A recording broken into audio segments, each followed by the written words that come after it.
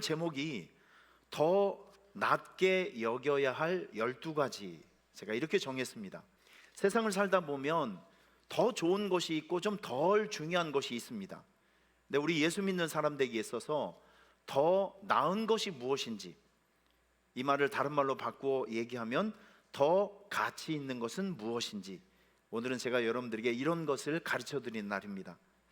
이 토미 텐이라고 하는 분이 책을 썼는데, 이 하나님의 관점에 대한 책을 썼어요. 근데 여기에 아주 명쾌한 해석이 하나 나옵니다. 하나님의 관점이라고 하는 것은 다른 것이 아니라 하나님의 눈높이, 하나님의 기준, 하나님의 감성으로 세상을 보고 사람을 보는 것이다. 그러면서 여기에 요한복음 8장에 나와 있는 가늠한 여인의 사건을 등장시킵니다. 율법에 보면, 유대인의 율법을 보면 가늠한 여인은 돌로 쳐 죽이라고 얘기를 했습니다. 그래서 사람들은 현장에서 가늠한 여인을 데리고 와서 죽이려고 했습니다. 이거는 율법적인 관점이에요.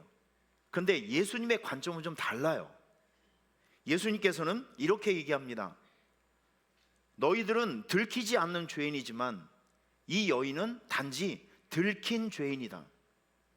그렇기 때문에 이 사람을 죽이는 것보다 더 중요한 것은 죄를 깨닫게 해서 다시는 이런 범죄를 저지르지 않고 하나님의 자녀답게 살 수 있는 기회를 주는 것이 더 중요하다 라고 하면서 예수님께서 땅바닥에 글씨를 쓰죠. 누구든 죄 없는 자가 이 여인에게 돌로 쳐 죽여라. 여러분, 요한복음 8장에 나오는 이 두 관점을 한번 보세요. 유대인들이 율법적인 관점으로 보면 죽여야 합니다. 이건 율법적인 관점이에요. 그런데 예수님의 관점은 사람을 죽이는 것보다 더 중요한 것은 죄를 깨닫게 해서 새로운 삶을 살도록 하는 것. 이게 바로 하나님의 관점이라는 것이죠. 여러분, 하나님의 관점은 이런 겁니다. 불가능을 가능으로 여기는 것. 죽일 자를 용서받을 사람으로 바라보는 것. 그리고 원망을 감사로 바라보는 것. 바로 이런 것들이 하나님의 관점이라는 것이죠. 한번 따라하겠습니다. 하나님의 관점으로 세상을 바라보자. 하나님의 관점으로, 하나님의 눈높이로 세상을 바라보고 사람을 바라보면 하나님의 자녀다운 삶이 생산될 수 있습니다. 오늘 이 아침에 저는 여러분들에게 이 하나님의 관점에서 인생을 살아가면서 여러분들이 더 가치 있게 여겨야 할 4가지를 알려드리도록 하겠습니다. 그 첫 번째가 지배하는 것보다 약한 자를 위로하는 것.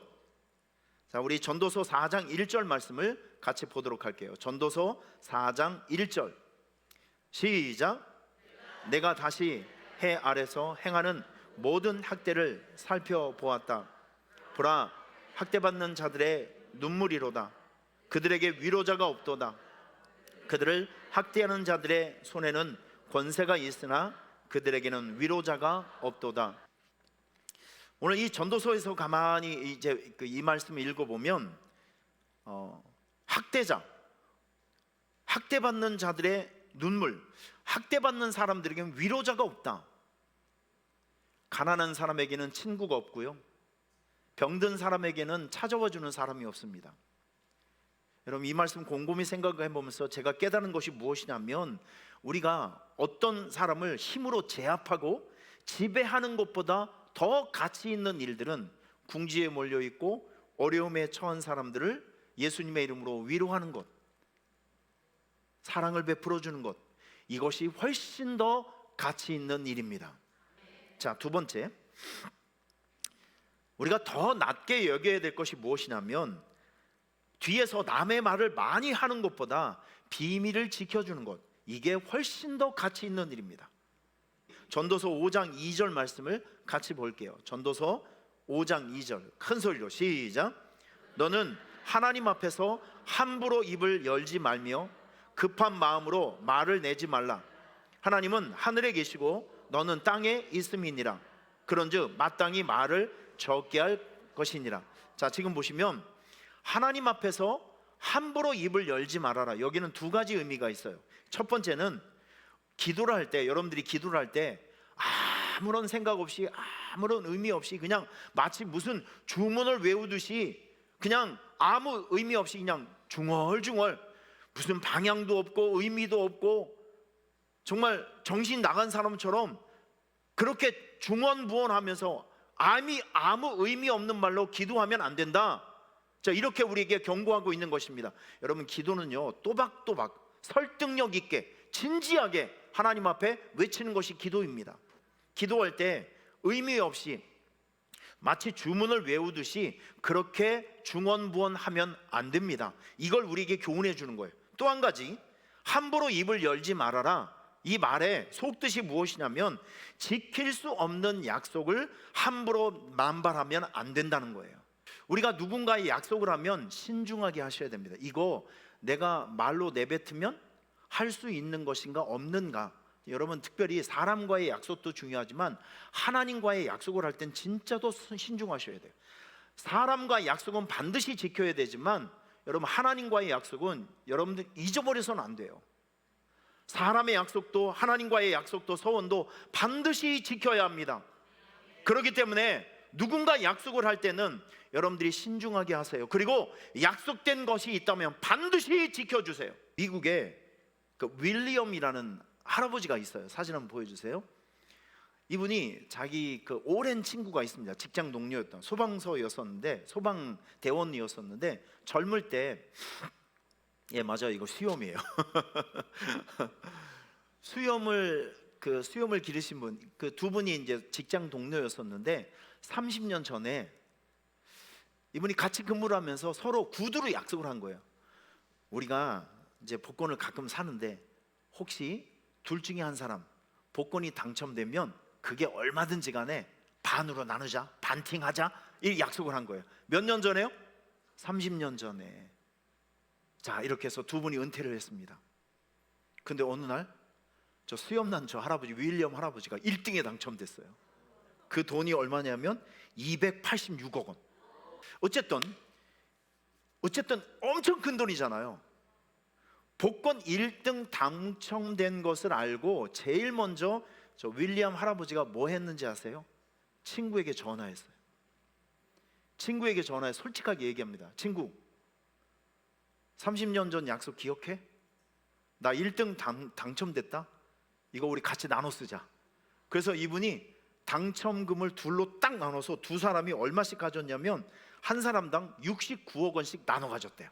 자, 여러분, 복권보다 더 중요한 것은 저 할아버지, 윌리엄 할아버지의 아주 오래전에 친구와 했던 그 약속을 지키는 그 마음 멋있지 않아요? 살아가면서 누군가와 사소한 약속, 중요한 약속을 하면 그 약속을 어기는 것을 두려워할 줄 아셔야 됩니다. 누군가의 비밀을 알았다고 하면 한번 따라해 보실래요? 나불나불.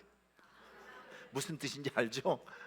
동네방네 나팔 불지 말고 누군가의 비밀을 알았다고 하면, 여러분, 비밀이라고 하는 것은 이게 잘못 사용되어지면 그 사람의 치명타가 될 수 있는 거 아니겠어요?